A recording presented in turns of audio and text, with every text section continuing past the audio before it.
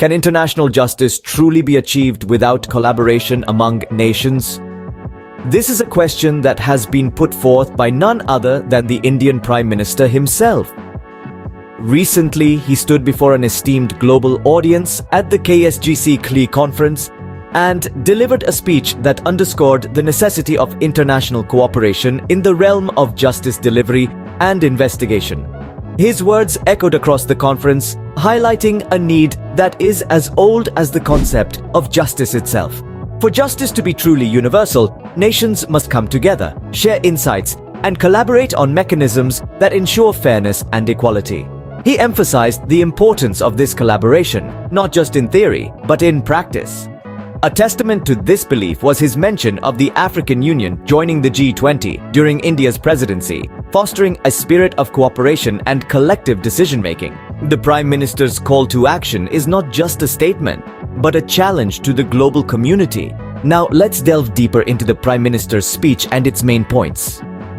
The crux of the Prime Minister's address was his firm belief in an integrated global justice system. He passionately advocated for nations to collaborate more closely on delivering justice, emphasizing that in a world increasingly interconnected, our justice systems need to mirror this global interdependence. His argument was not merely theoretical. He underscored the practical benefits of this approach. By uniting our efforts, we can streamline processes, share knowledge, and ultimately deliver swifter and more effective justice. This vision, he conveyed, is not only achievable but essential for a fairer world. A significant portion of the Prime Minister's speech was dedicated to the potential of international collaborations.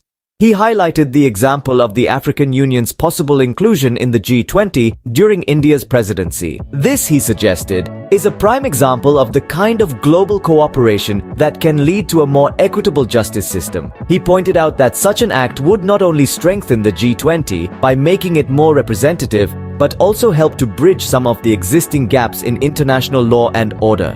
It's about more than just cooperation. It's about creating a global community that is committed to justice.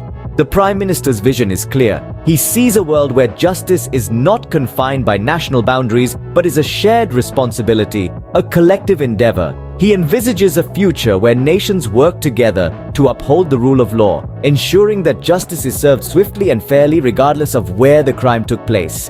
These points underline the Prime Minister's vision for a more interconnected and cooperative world justice system. Now, we must consider the potential impact of this call for collaboration.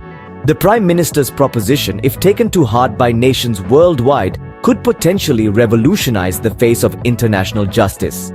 Imagine a world where justice has no borders, where nations work hand in hand to uphold the law and deliver justice. This could mean quicker resolution of international cases, fewer loopholes for criminals to slip through, and an overall stronger and more efficient justice system. On the flip side, there could be challenges. Sovereignty issues could arise, as nations might be hesitant to let others interfere in their internal affairs. The differences in legal systems across the world could also pose a hurdle. There would undoubtedly be a need for a universal framework that respects individual nations' legal systems while facilitating efficient collaboration. Yet, the benefits could outweigh the challenges. Greater collaboration could lead to a more proactive approach to tackling global issues like human trafficking, cybercrimes, and international terrorism. It could provide a platform for smaller nations to have their voices heard in the global justice arena, and it could promote a sense of unity and mutual respect among nations. The Prime Minister's call for collaboration is not just about justice, but about forging a more united and cooperative world. Only time will tell how the world responds.